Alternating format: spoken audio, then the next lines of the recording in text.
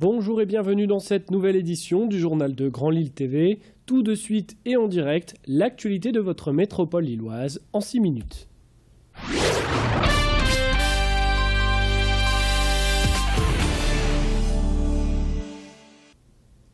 La rumeur courait depuis plusieurs années, c'est cette fois officiel.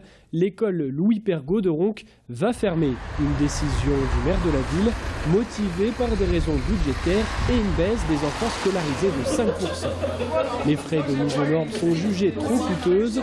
Selon le maire, cela coûterait 1,2 million d'euros pour la remise en état de l'établissement.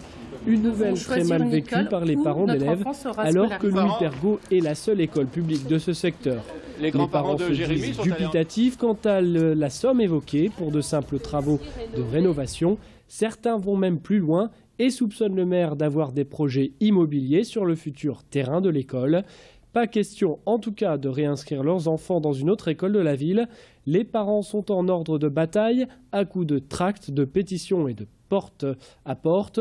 On écoute la présidente de l'association des parents d'élèves, propos recueillis par Macha Grunessen. Quand on veut faire des efforts, on peut. Maintenant, nous savons très bien aussi qu'il y a certaines choses qui sont faites à Ronques pour du paraître. Là, apparemment, l'éducation de nos enfants passe en second lieu, voire après ça. Il y a des statuts, il y a des rénovations qui sont faites dans des bâtiments que le public ne peut pas voir, notamment en mairie. Là aussi, on a vu des sommes astronomiques. Donc là, nous ne comprenons pas pourquoi l'école ne pourrait pas en bénéficier. C'est la fin d'une tradition qui dure depuis des décennies. Le train Opale a pris son dernier départ de Tourcoing, direction Lourdes, à 15h45 ce lundi. À bord, des familles, des malades, des religieux, mais aussi du personnel hospitalier. Tous participent au pèlerinage du Rosaire pour 6 jours. À l'avenir, le pèlerinage se fera par TGV. Fini le bon vieux train corail. C'est une page de l'histoire qui se tourne. Les fidèles s'expriment, propos recueillis par Idil Gunaï et Fanny Bourdillon. Un petit peu stressé quand même, parce qu'on ne sait pas ce qui nous attend quand même là-bas. Et en même temps, impatiente de retrouver les malades qu'on a déjà vus l'année dernière et puis avec qui on a noué des liens. Ça confirme notre foi. Moi j'ai une petite puce qui a une maladie musculaire, qui n'a pas la vie facile et je pense que voilà, on voulait remercier le Seigneur pour tout ce qu'il nous apporte, tous les gens formidables qu'ils ont mis sur notre route et puis pour qu'elle ait plein de pêche pour cette année à venir et les autres aussi.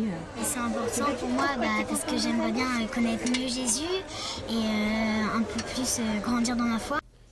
Près de 300 personnes sont montées dans ce train ce lundi après-midi et rappelons que dans la région, 4 trains sont affrétés pour 1250 fidèles. C'est un tirage au sort très attendu des footballeurs amateurs et professionnels. Le 5e tour de la Coupe de France s'est déroulé ce lundi au Croisé-la-Roche à Marcq-en-Barœul. Pas d'équipe de Ligue 1 ou de Ligue 2 dans cette poule, mais des clubs districts et CFA. Peut-être parmi eux le futur petit poussé de la compétition. Pour les clubs de la métropole lilloise, on note par exemple Péranchy, club de district contre Dunkerque, club de national, Le Portel contre Croix, équipe de CFA, ou encore Bully contre Tourcoing en CFA2, des rencontres disputées ce week-end. C'est une nouvelle qui fait déjà beaucoup parler sur les réseaux sociaux. Burger King, célèbre enseigne américaine de fast-food, pourrait finalement s'installer à Euralille en 2015. C'est en tout cas une information de la page Facebook Burger King Lille qui publie, preuve à l'appui, une photo du devis des travaux et une capture d'écran du site société.com. Sur place, aucune affiche ne confirme l'hypothèse, mais la presse locale relève que dans les travées du centre commercial, la nouvelle circule déjà. Le restaurant prendrait la place du Café des Sports qui fermera lui en décembre, situé juste à côté de l'enseigne concurrente Quick. Le fast-food devrait créer 50 emplois pour les bonnes nouvelles. N'hésitez pas en tout cas à réagir sur notre page Facebook à la question du jour intitulée « Attendez-vous avec impatience l'arrivée de Burger King Lille en 2015 ?» La science à l'honneur du 7 au 12 octobre, une fête de la science notamment consacrée à la santé, à la recherche et à l'innovation. Ce matin, le pôle recherche de la faculté de médecine de Lille a accueilli des élèves de CM2 pour les initier aux techniques de mannequins simples et complexes. Les élèves ont tenté de déceler un traumatisme crânien sur le patient virtuel, contrôlé par des techniciens depuis une autre salle. Objectif, les initier au monde médical et pourquoi pas susciter de nouvelles vocations. Les enfants ont profité de l'occasion pour poser de nombreuses questions.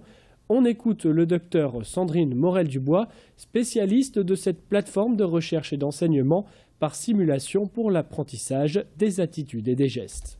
Quand j'ai fait mes études de médecine, ce type de dispositif n'existait pas. Et donc du coup, j'ai dû, par exemple, faire des gestes un petit peu techniques comme des gaz du sang ou poser des voies centrales. Et j'avais pas de mannequin pour tester, donc j'ai dû apprendre sur des vrais patients. Et je trouve que c'est extrêmement stressant à la fois pour la personne, pour le médecin, et pour le patient qui le sait pas forcément, mais qui sent bien que c'est un peu tendu. Donc ce type de technique est vraiment fondamental, à la fois pour s'exercer aux gestes techniques sur des mannequins avant de le faire chez des patients, et puis à la fois pour s'exercer à tous les gestes d'urgence, puisqu'il y a c'est des mannequins de simulation pour les techniques de réanimation. Et donc c'est un plus énorme que d'avoir ça dans une faculté de médecine, pour les médecins et du coup pour les patients. C'est la fin du journal, restez avec nous.